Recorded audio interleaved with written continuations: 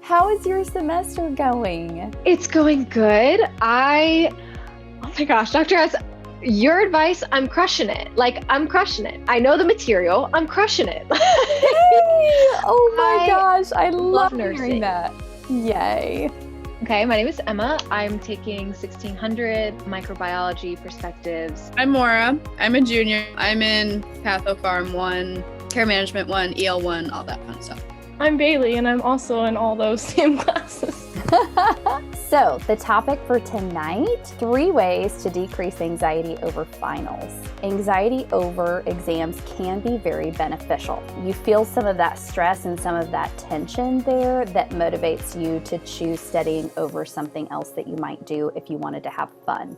Here's my strategies for keeping it on the healthy side. So number 1 is making sure you use evidence-based study strategies. It's human nature to want to go back and say, okay, I'm going to try to read every page from all the chapters. Unfortunately, that is a terrible way to study. An overloaded brain is a confused brain. So that's where I always hammer in concept mapping. The second thing is performing it before test day. Focus in on the parts that you're learning that are the most confusing. So you want to practice speaking that topic out in your 2-minute elevator speech 8 times. And that's how you know you really know it. And then number 3, confront your worst fear. People don't realize how much of your fears can impact your ability to take a test well. Because the other issue with fear, so many times it's unknown. If I bomb this test, my life is not going to be over. I have a plan B and I have a plan C. So I know that if everything fails, I know what I'm going to do next. And just having that plan B and plan C, it's like it removes it from taking so much space in their mind, and now they can really focus on the test and they do better.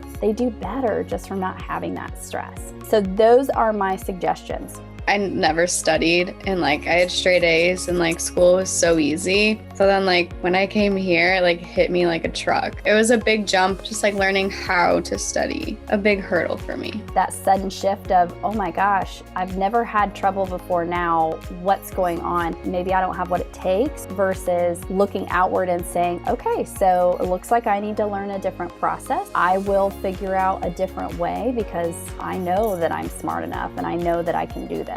It takes a real growth mindset to then say, in what ways do I need to grow so that I can then be successful? On average, how long does it take to make a concept map? Sometimes depends on how easy it is for you to be creative. Some students, they love pictures, they love drawing symbols and things like that. And so they're already starting to think about visual cues for how they can remember the information. Really what we know is that when you write, you are more likely to remember what you've handwritten. Really the high school way, you read the book and you think, as long as I just review my notes, I should be good to go. And we know that's not true with nursing classes. Have you guys tried this before where you've actually scheduled your study sessions, put them in a calendar? I had a student years ago that used to do this. Every Sunday, she would sit down and look at what was ahead for the week. She would block out the days and the times and what topics specifically. She just was never caught off guard. And so it brought her a lot of peace. If you're able to do that for your final exam studying, that could be very, very helpful. I feel like for 1600, I feel like I just keep memorizing it and they're just sort of like exemplars. It's really hard to feel like I'm not memorizing it when I make these concept maps. I would just encourage you to practice creating a concept map. Send it to me for some feedback. I would love to walk through it with you. I can even quiz you, but really just helping you figure out what that looks like to put all the information on one page. It really can just be a system that you use and a process that you get better at. The more words that I can remove from my map, the more helpful it will be to me. Because I've already learned the information, at this point it's really just finding a way to remember it so that it jogs my memory. Once you've created these now become references for you for NCLEX. You now have this consolidated information that can help you study for NCLEX. At this point, anything you can do to double dip on your work is always going to be a benefit to decreasing your overall workload and stress. What do you want to accomplish in the next 7 days?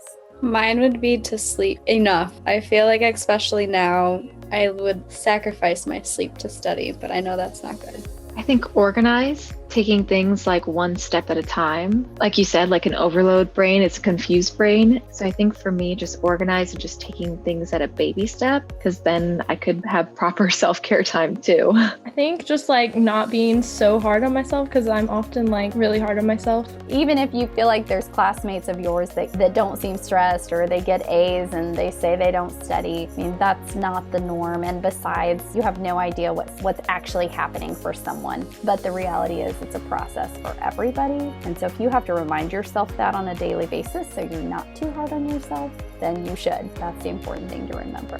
My hope is that everything I do will help you in some way. So when you think of things that you need, send them my way, because I want to do those. I just want to be helpful.